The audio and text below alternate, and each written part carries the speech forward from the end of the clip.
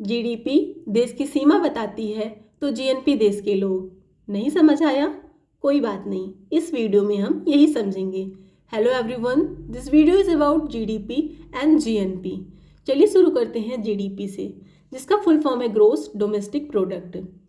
इसके full form से इसका मीनिंग क्लियर करने की कोशिश करते हैं। ग्रोस जिसका मतलब होता है टोटल, डोमेस्टिक मतलब इंडिया के टेरिटरी के अंदर, प्रोडक्ट में दोनों ही चीज़ आएंगी, goods as well as services.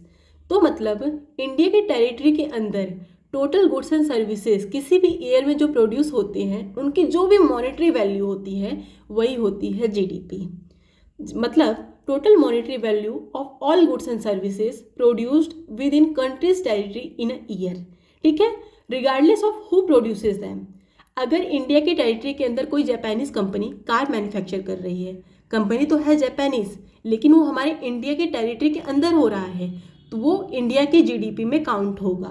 तो आई होप सो आपको जीडीपी समझ आ गया होगा। जीडीपी में आपको ये ध्यान रखना है कि कोई भी चीज़, गुड्स एंड सर्विसेज इंडिया की टेरिटरी के अंदर प्रोड्यूस हो रही है। ठीक है, तो मूव करते हैं हम नेक्स्ट टर्म पे, जीएनपी, जिसका फुल फॉर्म है ग्रोस नेशनल प्रोडक्ट। इसके फुल फॉर्म से भी इसका मीनिंग क्लियर करते हैं। ग्रोस जैसा बताया मैंने टोटल, नेशनल, नेशनल का मतलब यहाँ पे नेशनैलिटी से है, इंडिया के लोगों से है, प्रोडक्ट मतलब गुड्स एंड सर्विसेज। ओके, तो टोटल गुड्स एंड सर्विसेज जो इंडियन पीपल प्रोड्यूस करेंगे किसी भी साल में, उसकी जो भी मॉनेटरी वैल्यू होगी वो हमारे जीएनपी में काउंट की जाएगी।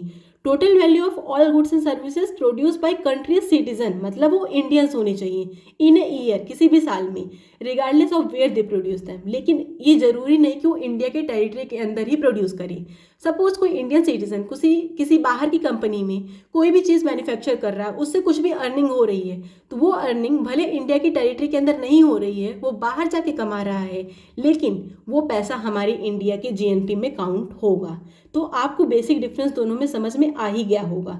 जीडीपी में हमारी टेरिटरी मैटर करती है, जैसा कि मैंने वीडियो की स्टार्टिंग में बोला था। जीडीपी देश की सीमा बताती है, जीएनपी देश के लोग मतलब इंडियन पीपल यहाँ पे मैटर कर रहे हैं। फिर चाहे वो कहीं भी सर्विस दे रहे हो, कहीं भी अपना प्रोडक्ट बना रहे हो, वो हमारे देश के जीएनपी में काउंट होगा। ओके, अगर जीएनपी को हमें फॉर्मूले के थ्रू समझना हो, हम कैसे समझेंगे?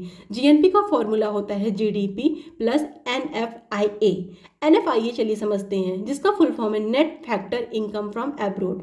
Net factor of income from abroad को निकालना है तो आप जो भी इनकम अपने इंडिया के लोग बाहर कमा रहे हैं, सपोज कोई इंडियन सिटीजन बाहर 1,000 रुपये कमा रहा है और कोई बाहर का सिटीजन इंडिया में 50 रुपये कमा रहा है, तो आप जब दोनों को माइनस कर दोगे वही हमारा net factor income from abroad आएगा। जैसे कि इंडिया का सिटीजन बाहर सपोज 1,000 रुपये कमा रहा है और कोई फॉरेनर हमारी कंट्री में, कोई भी फॉरेनर 50 रुपये कमा रही है, दोनों को माइनस करने पे 950 आ रहा है, वही 950 हमारा एनएफआईए हो जाएगा, net factor income from abroad.